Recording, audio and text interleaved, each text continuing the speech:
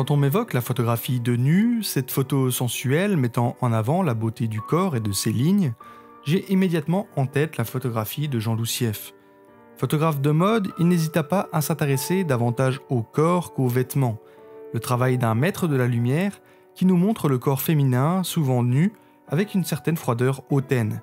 Et c'est justement ce qui leur donne ce charme irrésistible.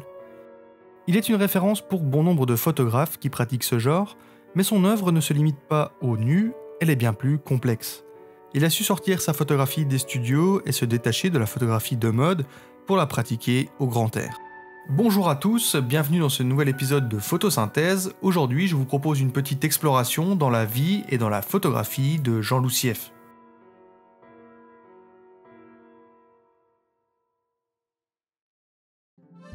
Jean Loussief est né le 30 novembre 1933 à Paris dans une famille d'immigrés polonais. Après un baccalauréat de philosophie et de brèves études de lettres, il entreprend des études de photographie à l'école Vaugirard de Paris durant 1 mois, puis à l'école de Vevey en Suisse pendant 7 mois. Il travailla pour Elle, puis Magnum, qu'il quitte en 1959 pour le mensuel Réalité. Il effectue un reportage sur le borinage pour lequel il reçoit le prix Niepce. Il finira par se mettre à son compte, se lança dans la photographie de mode. Il partira aux États-Unis au début des années 60 pour travailler avec les revues américaines, tout en travaillant parallèlement avec les revues européennes. Jean Loussief est rapidement un photographe incontournable. Après 7 ans passés aux États-Unis, il décide de revenir à Paris. Il continue de collaborer pour Vogue, Nova, Elle, il s'essayera à d'autres genres photographiques et publie quelques ouvrages. Il multipliera les images cultes et deviendra l'un des plus grands photographes de son temps. Ces clichés seront régulièrement exposés et récompensés. À partir de la fin des années 70, Jean Loussief dispose d'une large renommée et se montre particulièrement actif. Ok, ça c'était pour sa biographie, très résumée, mais c'est quoi dans le fond la photographie de Jean Loussief ? Ses photographies de mode ou érotiques, mais aussi ses portraits et paysages qu'il a réalisés durant 4 décennies, illustre les divers sujets qui lui ont permis de développer son style très personnel et immédiatement reconnaissable. Il y a certaines caractéristiques physiques évidentes qui, d'un seul coup d'œil, peuvent immédiatement aider à identifier les photos de Jean Loussief. Il aime jouer subtilement avec les ombres, adepte d'un noir et blanc velouté, il aime également le noir qu'il qualifie de vrai noir. Celui où, contrairement à tous les principes de tirage qui voudraient que l'on garde un peu de détails, le regard se perd, se noie, comme dans l'eau d'un puits. Ce noir qui engloutit avec lui les secrets de l'image. Il a également utilisé à son avantage la déformation spatiale des objectifs grand angle. Sief a toujours refusé le recadrage, considérant que l'inscription dans un espace donné était aussi importante que ce que l'on photographiait. S'il faut recadrer, c'est que l'on était au mauvais endroit ou à la mauvaise distance, donc que l'image n'est pas bonne. Jean Loussief fait partie de ces techniciens de l'image prenant le temps. Il travaille sa composition de l'image et il est en recherche de la lumière idéale, si ce n'est parfaite. Jean Loussief, c'est évidemment ces fameux corps de femmes à qui il rendra hommage dans de nombreux livres, surtout à leur derrière. Mais comme je vous le disais au début de cette vidéo, Jean Loussief, ce n'est pas que ça. Il a photographié à la sauvette. Il aimait sortir des studios, photographier Paris en se rendant au Café de Flore, les vacances en Normandie.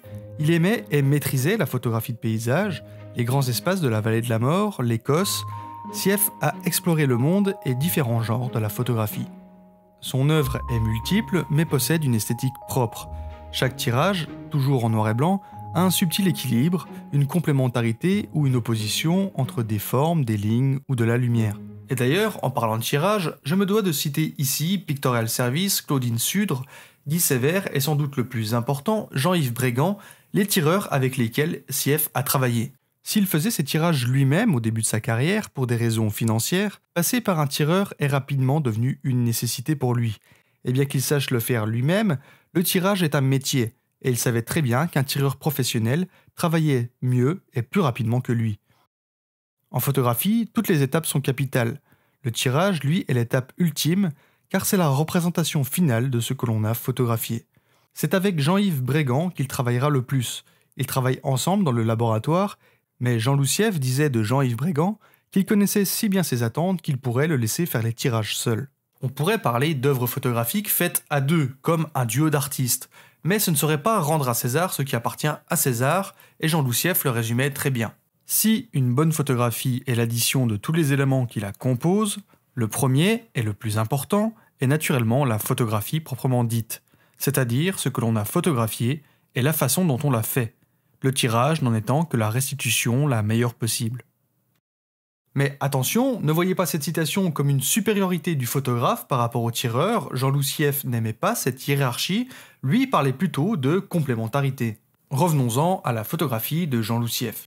En photographe de mode incontournable, il a souvent photographié les portraits de personnalités du spectacle, de la littérature et autres artistes incontournables. Jean Loussieff, c'est également des portraits cultes. Parmi ses portraits les plus célèbres, celui de Yves Saint-Laurent, une image qui fit scandale et grand bruit et qui marqua l'histoire de la publicité. En effet, c'était la première fois qu'un créateur de mode faisait lui-même la promotion d'un parfum, et en plus, nu. Retenons également les portraits de Yves Montand, de Françoise Sagan, Gainsbourg, Jane Birkins, Louis Armstrong, François Truffaut, Jacques-Henri Lartigue et tant d'autres. Autre portrait iconique, celui de Coluche, le regard fixe et perdu dans le vide, qui fit la une de Libération pour annoncer la mort de l'humoriste. Jean Loussieff sera fait chevalier des Arts et des Lettres en 1981 et est nommé chevalier de la Légion d'honneur en 1990.